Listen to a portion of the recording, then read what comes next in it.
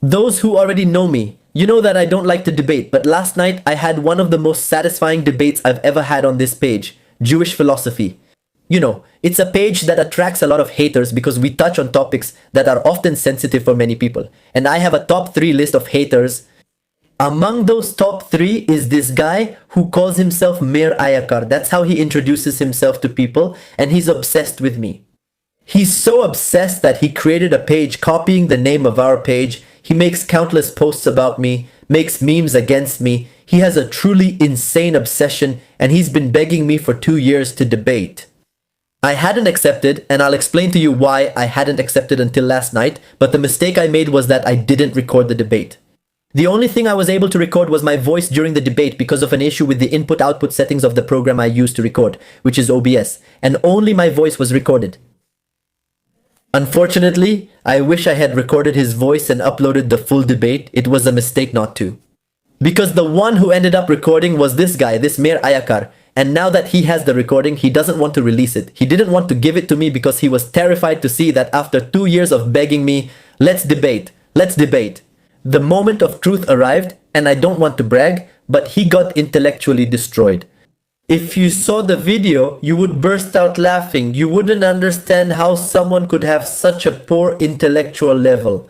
Honestly, that debate was a delight for me because it was a brutal takedown. And sorry if I'm getting too excited telling you all this, but for me it's a great pleasure to say that this hater who kept saying he was going to tear me apart, destroy me, using gangster language like, I'm going to finish you, I'm going to beat you up, and so on in the debate, metaphorically speaking. In the end, it was actually the complete opposite, and when he realized that, he didn't send me the recording because he was the one who set up the Zoom, he was the one who recorded it. In the description of this video, I'm going to share the recording of my voice with you. Why am I going to do that? Because I suspect that this guy, who is intellectually dishonest, is going to upload fragments of the debate taken out of context or something like that, but I'm going to upload the entire recording of my voice. I wanted to record his voice but didn't get the chance. But I'm going to upload my voice recording, so if any of you come across those fragments, you can check my video with the full recording to see the whole context of what I said, so you can see how badly this guy Mir Ayakar got dragged. The reason I hadn't debated this guy for 2 whole years is because 2 rabbis who know him personally told me not to pay him any more attention, that it's not worth interacting with him, not to give him space on my platform, and that you shouldn't pay attention to a fool. Leave him aside. He's a person with a lot of problems. Just leave him alone. And I followed their advice. They're my rabbis. I learned from them. And that's it. This past week, 2 weeks, I've been going through a process of introspection. I've been reflecting a lot about life and all of this. And this guy came to the page, to my page, to comment paragraphs and paragraphs of attacks on Dominem and so on. And among that, he wrote the same things as always. Sin ser capaz de enfrentarme. Same as always in a live debate, whether in person or online. Did you know that on this page, Jewish Philosophy, I'm invited to debate at least 3 times every week? Sometimes big pages invite me, sometimes individual people invite me. I have a hypothesis. People like him who want to debate and debate with everyone, it's because they had a very intellectually repressed childhood, and the only solution to their problems was always violence. When they were kids, in their environment, I don't know, maybe a gang environment, I don't know, it was like, I'll see you after school. And when school was out, I don't know, they'd fight until they solved the problem that way. So now that they're adults, since fighting isn't socially acceptable, that's the kind of reaction they have. Let's debate, see you after school to debate. Can you imagine, for example, Dr. Antonio Pinheiro saying to Dr. Adolfo Reutemann when they don't agree on something? Adolfo Reutemann, let's debate. I'm going to tear you apart. I'm going to give you an intellectual beating. That doesn't happen, gentlemen. People like us who come from an education where we're allowed to think, where our intellectual boundaries are expanded, we were never repressed, and that's why debate is not something strange to us. In fact, in the Jewish world in general, debate is not something foreign to us. That's why all that verbal violence over wanting to debate is not very characteristic among Jews. Clearly, among people like that guy, it is. But anyway, despite my rabbi's advice, this week was the last straw, and I told him, okay, let's meet, let's debate. I set the date, the duration, the topic. This is a topic he defended throughout the entire debate tooth and nail. I suggested doing it on a platform run by a guy named Alexander, one of his followers, so he could record the Zoom, moderate it, and send us the recording. This is important. I asked for this because I suspected that this guy was going to be intellectually dishonest, that if he moderated, he would manipulate the recording, and that's exactly what happened. My mistake was trying to record it, but only my voice got recorded. It's a shame it ended up like that. But I knew he was going to pull a stunt like that. After getting dragged in the debate, he wasn't going to find any other way out except to bury his head in the sand like an ostrich, you know? In cartoons, ostriches stick their heads in the ground, and that's exactly what he was going to do. That's why I asked for it to be recorded. We agreed to do the debate on a Facebook Live. The problem was that when I started the Facebook Live, he couldn't join the debate.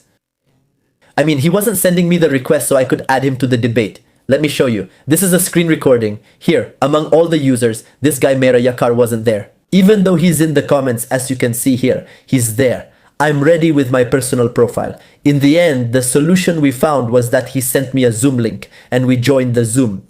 In broad terms, I'll tell you what the debate was about. He defended, tooth and nail, a hypothesis put forward by an academic 30 years ago. He says that the tree of Sephiroth from the Kabbalah was taken from the Assyrians in Mesopotamia. My position is that it wasn't taken from the Assyrians. That doesn't make sense. Many studies have already been done on the subject, and they don't support that. So, that was the debate. And it's very funny. I'll tell you some highlights, even though I already told you. In the description of this video, I'll leave you the link where you can see only what I said in the debate. Unfortunately, if he uploads fragments, that's what he agreed to. And you'll see that he agreed to upload all the fragments. If he uploads everything, I hope to collect them and show you everything. Unless he has the courage to send me the whole debate, then I can upload the entire debate, just like that, transparently, and not in an intellectually dishonest way like he's doing. Either way, at one point he brings up a bunch of quotes and says to me, "Let's see, show me these quotes." And I have those quotes, so I started showing them to him one by one, starting with the first quote. I didn't remember that I had it, but I actually had it in this book. Another really funny point in the debate was when I asked him if he had read Ian Freer's book. And he said, "Yes, I have that book, I have that book." And I said, "Okay, show me that you have that book." And he started taking a long time and taking a long time, like, wait, hold on a second. And he kept taking longer and longer, and I told him, "Well, I'll fall asleep, wake me up, and what do I see?" On the Amazon page, literally, apparently, this is my speculation, he was buying the book. He was buying the book live just to say that he had it. And sure enough, then he opened it. Look, I do have the book. So I found that really funny because I think he bought the book live. Now, not to look like a complete... Well, what happened is that the first part of the limited 40-minute Zoom ended, and we decided to do a second part of the Zoom. He invited me, and after the Zoom, I said I'd wait for the recording. Email might be easiest since you're afraid of WhatsApp. He never opens my messages there. He's afraid to open my WhatsApp messages. I asked him a series of questions on WhatsApp. He's terrified to even look at them. And I showed him, this is my email. You can send it to me. There are many ways to send videos. In fact, I usually send them through Gmail, always. I always send my videos that way to the editors for my page who are outside Israel, or when they ask me for collaboration. I send them by WhatsApp or email. And what does this dishonest guy say to me? You can't send large videos by email, the full comment. You can't send large videos by email, let alone by WhatsApp. But don't worry. I'll make some clips and post them. If I send them via WhatsApp, you might feel threatened. When I share them publicly, feel free to react, and I'll just cry quietly. Here comes that guy's intellectual dishonesty. He's not gonna send me the whole debate where he got destroyed. Collapsed. What he's going to upload are just little clips. That's why I told you all. I'll share it in the description of this video. Everything I said. And again, it's the only way for you to verify what I actually said in the full context, so that my words aren't taken out of context.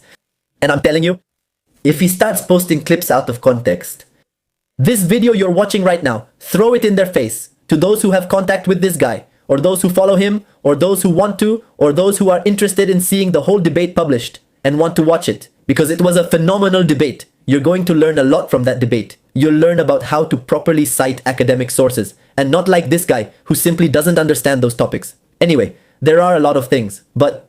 Let me repeat it to you. He's been insisting for 2 years, and he would say to me, "You're a coward. You don't have the guts. You just..." Things like that. Saying that to me, to someone.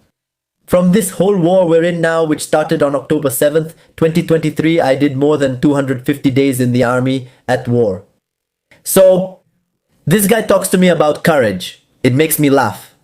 Clearly, the one who doesn't have courage is him. He's afraid to upload the whole debate. And what I replied to him obviously was, how dishonest you are, exactly what I asked you. And Liv, I also asked him in the video, don't cut the video into pieces. Of course, I imagine you have no other way to hide the huge intellectual beating you took live. I gave you solutions. You can compress the videos in a zip file, send them so they're less heavy. You can use Gmail, send them through Drive, through the cloud. Zoom videos aren't heavy. There are many ways. Through WeTransfer. How do you think I make videos with the non-Agida communities? When they record a class I give, how can I upload it to my page? Well, we send it. It's not hard. The thing is, this guy, Meira Yakar, is shaking with fear because he embarrassed himself during the hour and 20-minute debate. I reminded Alexander, whom I asked to moderate, to note his intellectual dishonesty as a witness. He refused to send the full recording, claiming the file was too large. Because there are a ton of ways to send the video. And you guys have to see that debate because it's amazing. First of all, because he admitted I was right in many parts. He would say, you're right, like he realized what I was telling him. It destroyed what he was saying. In other parts, he would dodge the question I asked him over and over again. And the funny thing is, he would ask me questions. I answered their questions and then asked him the same, but he dodged it and looked trapped like he was stuck. It was intense. Honestly, it felt satisfying. Like I said, I dislike debates. They're a waste of time and only create more division without any real benefits. But when it's time to finally get back at, let's say, a hater who's been around harassing me for 2 years, preaching that he's going to destroy me in the debate. And in the end, it was literally the opposite. And now he's terrified to publish the whole debate. And yes, send me the debate. If he doesn't want to publish it, that's fine. I can publish it. He just needs to send it to me. But that's why, for me, even though I don't like debates, this one was, let's say, I don't know. It was a way to get a weight off my shoulders. Like when there's a little fly buzzing around you and it's annoying, and then you finally shoo it away and it leaves. It was like getting that tiny annoyance off me. You know what I mean? But I do need to stress that this guy, Meira Yakar, has directly attacked Jews. And I think that right now the Jewish people need to be more united than ever. And this guy, throughout the whole conflict, has been attacking other Jews, other rabbis. He called the Noahides terrorists. 1 week, 2 weeks after the events of October 7th, 2023, that is to say, when there were still bodies of the victims of Hamas smoldering next to Gaza, and they were. The first weeks, the hostages, this guy wrote that the Noahides are the terrorists, the Noahides. That is to say, he's a guy who has contempt for the Torah, contempt for Judaism, contempt for the people who opened the door for him within the world of Judaism. But anyway, the funny thing is that the last message he sent me, after I insisted that he give me the recordings, was this. He wrote a message where you can clearly see that the guy lost his composure, went into a panic and started writing, "The debate was live and you chickened out. It was live. That's what we did." Face to face. It just wasn't broadcast on my platforms because it couldn't be. And I tried. I showed them the recording. But the funny thing is what he wrote. "I can gladly give you a second chance since you're crying like a little girl." He's going to give me a second chance. Let's start. Let's start with the first chance. Ayakar, I invite you to upload the whole debate. Upload it. Or send it to me and I'll upload it. The first chance. Let the public judge. Upload it and let the public see how it went. That one. First chance you gave me, as if I wasn't the one who gave you the first chance for 2 years begging me to debate. Finally, I gave him his first chance. He made a fool of himself. And now that the guy has the recording, he's afraid to upload it. So don't come to me with stories. When he uploads the first part, we'll talk. And why am I making this video? Because I suspect this guy, because he's very dishonest intellectually. It's not the first time he's twisted things. And no. He always does it. He spends his time making memes. He takes things out of context. So that's why I'm making this video. So that if he, or you, or some of you come across any of his posts against me, show him this video. Remind him of the cowardice he showed by not uploading the debate he wanted so badly. Let this video serve as a muzzle for him, so he learns that barking so much isn't worth it if the consequence is that you'll end up looking bad and making a fool of yourself. I want to give a message to the few followers this guy has.